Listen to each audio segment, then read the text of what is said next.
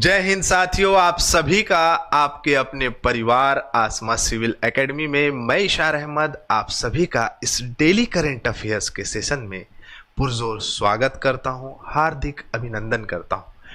मेरे साथियों, आज हम पढ़ेंगे 30 नवंबर के इंपॉर्टेंट करंट अफेयर्स जो कि हमारे एग्जाम के लिए बहुत ही महत्वपूर्ण है। एग्जाम कौन कौन से? तो अभी सेंट्रल में आरआरबी एनटीपीसी का एग्जाम है, आरआरबी जेई का एग्जाम है, इंजीनियर्स लोग का। साथ ही साथ अगर हम बात करें तो सीजीपीएससी प्रीलिम्स आने वाला है, महज 60 दिन बचे हुए हैं। और अगर हम बात करें तो व्यापम के एग्जाम्स सीजीएसआई होने वाला है, वो किसके द्वारा कराया जा रहा है? तो वो एजेंसी भी जो है लोक सेवा आयोग है, स्टेट मतलब सीजीपीएससी के द्वारा कराया जा रहा है। तो उन सभी एग्जाम्स के लिए ये करंट अफेयर महत्वपूर्ण होने वाला है। तो फटाफट अपने साथियों को इसे शेयर कर दीजिए और अगर इस चैनल में नए नए हैं तो चैनल को सब्सक्राइब कर लें। ठीक है, तो चलिए अपना सत्र प्रारंभ करते हैं। आज की सकारात्मकता है, जो सहन करते हैं वही शहंशाह बनते हैं। मेरे प्रिय साथियों, मैं समझ सकता हूं आपके छात्र जीवन को, और छात्र जीवन के साथ साथ ये बात है कि जो गवर्नमेंट जॉब की तैयारी करने के लिए आता है, आज का ये मोटिवेशनल थोड़ा सा लंबा होगा, वो हर एक तरीके की चीज़ों को सीख जाता है इस क्षेत्र में आकर। और बहुत सारे लोग ताने मारते हैं, इतने साल से सिलेक्शन क्यों नहीं हुआ तो ज्वाइन क्यों नहीं किया, क्योंकि कई बार अपेक्षाएं ज़्यादा होती हैं। तो जो है आपका नीचे के पोस्ट, कोई काम छोटा या बड़ा नहीं होता, लेकिन उसको छोड़ देते हैं और आगे बढ़ते हैं, है ना। तो ये सारी चीज़ें जो सामना करते हैं वो आप सामना करते हैं, लेकिन अगर आप इसको सहनशीलता से, बेहतर तरीके से, दृढ़ निश्चय से सहन करके आगे बढ़ें तो लेखक वही कह रहा है कि जो सहन करेगा वही शहंशाह बनेगा। आशा करता हूं मेरी बातें आप लोगों के मन तक पहुंच गई होगी। ठीक है, चलिए। लास्ट टाइम मैंने प्रश्न पूछा था, बहुत सारा कमेंट आया है, वेरी गुड। बहुत सारे बच्चे गायब थे लेकिन अब दिखने लग गए हैं। कोई बात नहीं प्यारे बच्चों, अपनी कंसिस्टेंसी बनाए रखें, और हो सकता है कहीं शादी ब्याह बहुत हो रहा है तो मर्ज होंगे। चलो, नवंबर 2024 में संविधान दिवस के अवसर पर राष्ट्रपति द्रौपदी मुर्मू जी ने भारतीय संविधान के अनुवाद का अनावरण किन भाषाओं में किया? तो जैसे कि आपको पता है कि 8वीं अनुसूची में 22 भाषाएं हैं, उन 22 भाषाओं में संविधान का अनावरण होना है और हो भी रहे हैं, प्रयासरत हैं, सारी चीज़ें कंटिन्यूअसली चल रही है। तो संस्कृत भाषा और मैथिली भाषा, ये दोनों भाषाओं में जो है अनावरण किया गया है। किसके द्वारा? तो हमारी भारत देश की प्रथम नागरिक आदरणीय सम्माननीय द्रौपदी मुर्मू जी के द्वारा, राष्ट्रपति। कल्याण साहू जी ने जो है आंसर दिया है उपयुक्त दोनों, वेरी गुड, संस्कृत और मैथिली। सूर्य ने कहा है संस्कृत भाषा, मैथिली भाषा। शशि ने भी सही आंसर दिया है, संस्कृत और मैथिली। और यामिनी ने आंसर दिया है संस्कृत और मैथिली लैंग्वेज, वेरी गुड। रेखा कुटे ने भी सही जवाब दिया है, संस्कृत और मैथिली लैंग्वेज। रोशनी देवांगन ने भी सही आंसर दिया होगा, संस्कृत और मैथिली भाषा, वेरी गुड। प्यारे बच्चों, ऐसे ही कंसिस्टेंसी बनाए रखो और वीडियो को फटाफट शेयर करो। 1 2 3 4 5 6 शेयर तो हो ही जाएगा। ठीक है, चलो। अंतरराष्ट्रीय होगा कि नहीं होगा? होगा ना, ठीक है। चलो, अंतरराष्ट्रीय कंप्यूटर सुरक्षा दिवस कब मनाया जाता है? मेरे प्रिय साथियों, अंतरराष्ट्रीय कंप्यूटर सुरक्षा दिवस, और इसे अंतरराष्ट्रीय साइबर सुरक्षा दिवस के नाम से भी जाना जाता है, हर साल 30 नवंबर को मनाया जाता है। क्यों मनाया जाता है? मनाने का कारण है कि जितने भी साइबर क्राइम्स हो रहे हैं, जो साइबर क्राइम अभी आपके इर्द गिर्द देखने को मिल रहे हैं, तो उन साइबर क्राइम से आप सभी को सुरक्षित रखना, आप लोगों को अवेयर करना कि भैया इन सब चीज़ों के चक्कर में ना पड़ो। तो आप इस पोर्टल में जाके सारी जानकारी प्राप्त कर सकते हैं। बताया मैंने कि सुरक्षा के बारे में, कंप्यूटर सुरक्षा को बढ़ावा देना, उससे जुड़ी अनुभव का आदान प्रदान करना 1988 से स्टार्ट हुआ है। और इसमें जो है मुख्य रूप से जितने भी एंटीवायरस हैं, किस एंटीवायरस का यूज़ करना चाहिए, किन किन लिंक्स पे जो है आपको अप्रोच नहीं करना है या उसमें नहीं पहुंचना है या उससे दूर रहना है, इन सब सारी चीज़ों को बताया गया है। बेसिकली पूरा का पूरा फंडा ये है कि जो यूज़ कर रहे हैं मोबाइल एंड कंप्यूटर, उनको अवेयर करना कि भैया इन सब चीज़ों के चक्कर में नहीं पड़ना है। ठीक है, चलो। कौन सा भारतीय प्रौद्योगिकी संस्थान 30 नवंबर से 3 दिसंबर 2024 तक 10वां भारत अंतर्राष्ट्रीय विज्ञान महोत्सव 2024 आयोजित करेगा। लास्ट टाइम 90 नंबर का जो क्रम का अंतर्राष्ट्रीय भारत विज्ञान महोत्सव हुआ था वो हरियाणा में हुआ था। कहाँ हुआ था? हरियाणा में हुआ था। इस बार का जो है पहली बार ऐसा हो रहा है इन 9-10 सालों में कि ये हो रहा है असम के गुवाहाटी में। यहाँ ये आयोजित कराया जाएगा।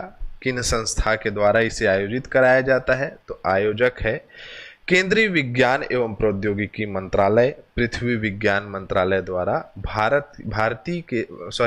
भारती के सहयोग से, विज्ञान भारती एक संस्था है जिसके सहयोग से, कोलैबोरेशन से ये बनता है। गुवाहाटी में 30 से 3 दिसंबर 2024 तक 10वें अंतर्राष्ट्रीय विज्ञान महोत्सव का कार्यकाल होगा। लास्ट टाइम 9वां संस्करण हरियाणा के फरीदाबाद में आयोजित किया गया था। भारत अंतर्राष्ट्रीय विज्ञान महोत्सव का पहला संस्करण 2015 में आईआईटी दिल्ली में आयोजित कराया गया था। इस बार का विषय क्या है? भारत को विज्ञान एवं प्रौद्योगिकी द्वारा संचालित वैश्विक निर्माण केंद्र में बदलना, मतलब कि विज्ञान एवं प्रौद्योगिकी के क्षेत्र में, साइंस एंड टेक्नोलॉजी के क्षेत्र में बेहतर तरीके से सशक्त बनाना, ठीक है, और वैश्विक स्तर पे इसको लेकर आना, ठीक है। चलो, विज्ञान भारती संस्थान है, 1991 में बना है। संस्थापक प्रोफेसर के आई बसु जी है। नई दिल्ली मुख्यालय है। विजय भटनागर इसके अध्यक्ष हैं, उपाध्यक्ष, महासचिव, ये सब नहीं, अध्यक्ष बस याद रखो, वही सही है। चले आगे। चलो मेरे प्रिय साथियों, अगला प्रश्न आपके स्क्रीन पे ये रहा। भारतीय नौसेना ने अपनी परमाणु ऊर्जा चालित पनडुब्बी से परमाणु हथियार ले जाने में सक्षम K4 मिसाइल का सफल परीक्षण किया है। इस पनडुब्बी का नाम क्या है? देखो, एक ऐसी पनडुब्बी बनी है जो कि K4 मिसाइल परमाणु ऊर्जा से चलने वाला मिसाइल है। लगभग 3500 किलोमीटर तक के इसका रेंज है ना, आसपास 3500 के आसपास है, आगे देख लेंगे। तो उसका रेंज है। मिसाइल काफ़ी ताकतवर है। अब उसको चलाने के लिए वैसी पनडुब्बी चाहिए जो समुद्र में वार करेगी। तो मेरे प्रिय साथियों, उसका नाम है INS अरिघात। क्या नाम है? INS अरिघात के द्वारा इस पनडुब्बी के द्वारा इस हथियार को लेके गया है। ये K4 मिसाइल क्या है?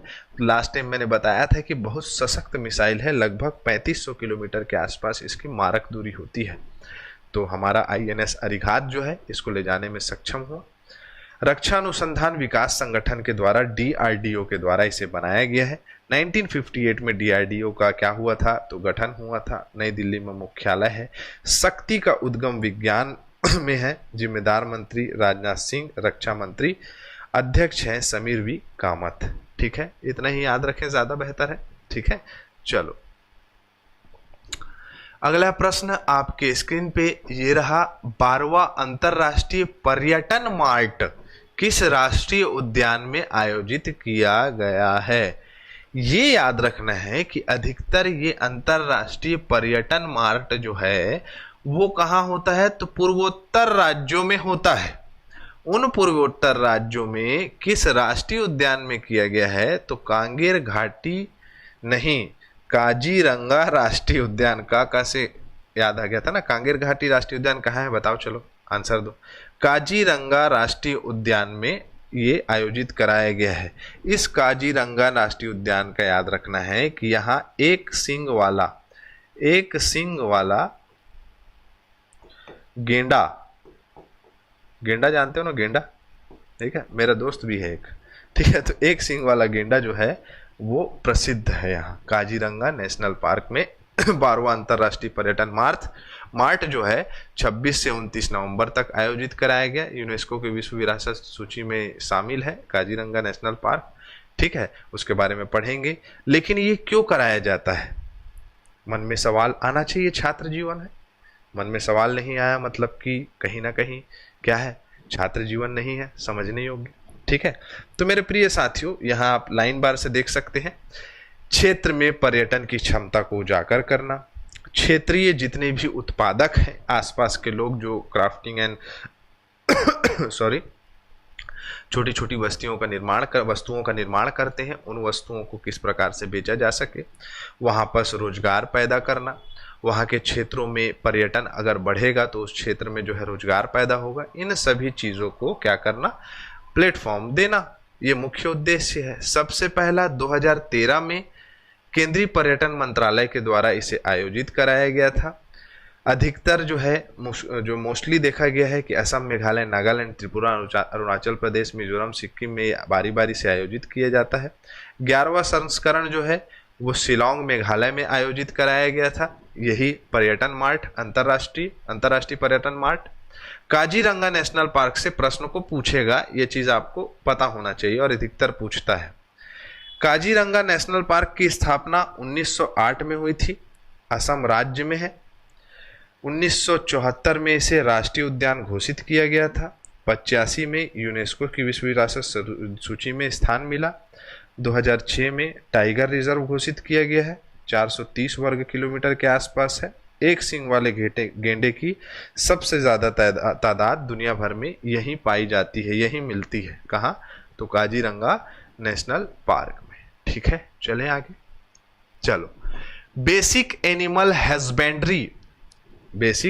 Husbandry statistics, basically animal husbandry statistics 2024 report के अनुसार भारत में दूध उत्पादन में कितने प्रतिशत की वृद्धि हुई है? मेरे प्रिय साथियों, ये संस्थान के द्वारा ये देखा जाता है कि किस प्रकार से ग्रोथ हो रहा है या किस प्रकार से डिक्रीज हो रही है चीज़ें। तो भारत में दूध उत्पादन 3.78% बढ़ गया है और अलग अलग क्षेत्रों में अलग अलग क्रियाकलापों के अनुसार जो है देखा जा सकता है कि 23-24 में 3.78% बढ़ गया, लगभग 239.30 मिलियन टन, है ना।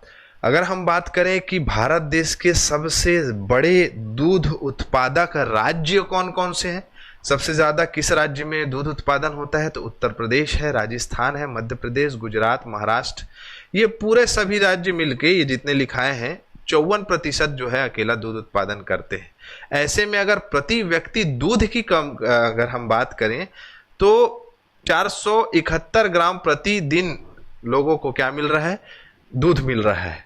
ठीक है, भले ही नहीं पी रहे हैं अलग बात है लेकिन दूध पिया करो, दूध पीने से बहुत ताकत आती है, समझे ना। मैं तो ज़्यादा ही पी लेता हूँ इससे, है ना। दूध बहुत इंपॉर्टेंट है मेरे प्रिय साथियों। दूध से ही तो मतलब हम देखें बचपन से अब तक बड़े हुए हैं तो दूध बहुत इंपॉर्टेंट है। प्रोटीन रहते हैं, कैल्शियम रहता है, बहुत सारे विटामिन्स रहते हैं, है ना। पहले कितना था? पिछले साल 2022-23 की बात करें तो 459 ग्राम प्रतिदिन के हिसाब से प्रति व्यक्ति दूध उपलब्धता थी।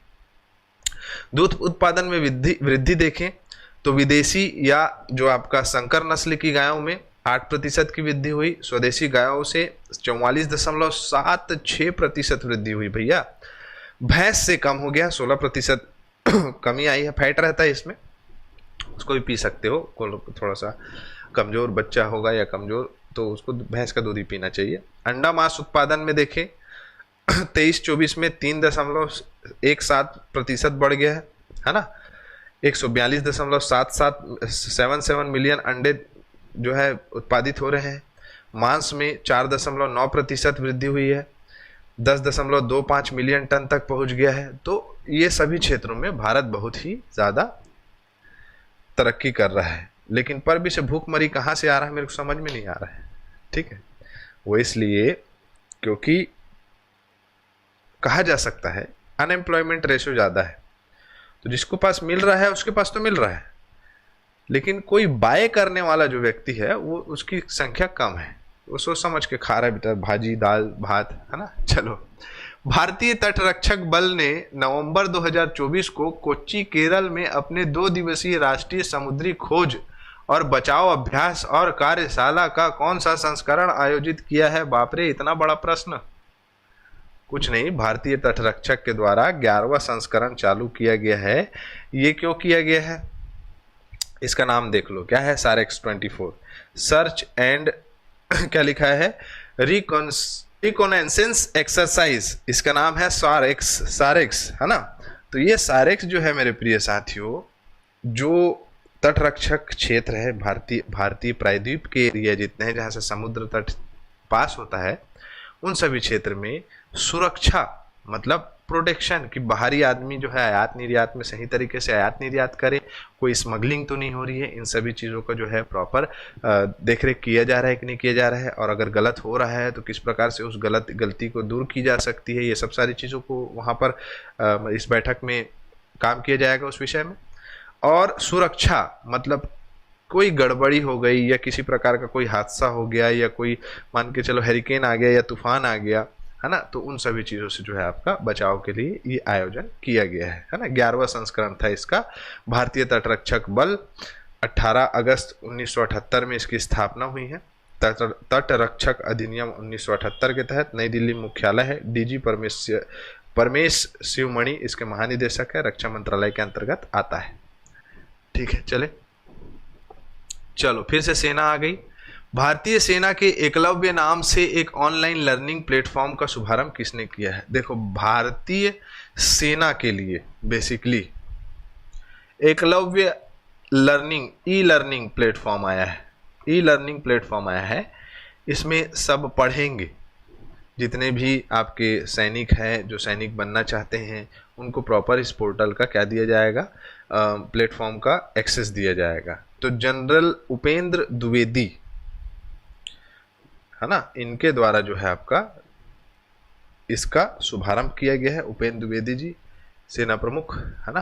तो आप देख सकते हैं कि उपेंद्र द्विवेदी जी के द्वारा नई दिल्ली में आयोजित ये समारोह में ऑनलाइन पोर्टल दिया गया है, जिसमें प्रॉपर आर्मी कॉलेज हो गए, जितने भी सेना से संबंधित शिक्षा हासिल करना चाहते हैं उनको प्रॉपर एक प्लेटफॉर्म मिलेगा जिसमें वो अच्छे तरीके से पढ़ाई कर पाएंगे, और पढ़ाई करेंगे तभी सशक्त रहेंगे। तो इसीलिए पढ़ाई हमारे लिए बहुत ज़रूरी है। ठीक है, चलो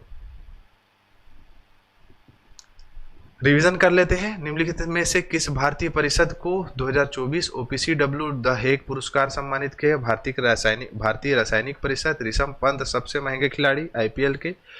दिविथ रेड्डी इटली में आयोजित अंडर-8 विश्व कैडेट शतरंज चैंपियनशिप के खिलाड़ी चैंपियन बने। जयतीर्थ राघवेंद्र जोशी ब्रह्मोस एरोस्पेस के प्रमुख नियुक्त हुए हैं। बजरंग पुनिया बाहर हो गए 4 साल के लिए, नाडा ने इनके ऊपर प्रतिबंध लगा दिया। उपमन्यु चटर्जी जो है वो साहित्य के लिए JCB पुरस्कार इनको मिला है। भारत में बाल विवाह सामाजिक बुराई को मिटाने के लिए बाल विवाह मुक्त अभियान किसने शुरू किया? तो आपको बताना है इसका आंसर। हमारा सत्र यहाँ कंप्लीट होता है। इसी के साथ मैं इजाजत चाहूंगा, लेकिन आप सभी को बोलना चाहूंगा कि वीडियो को शेयर जरूर करिएगा। इसी के साथ जय हिंद, जय भारत।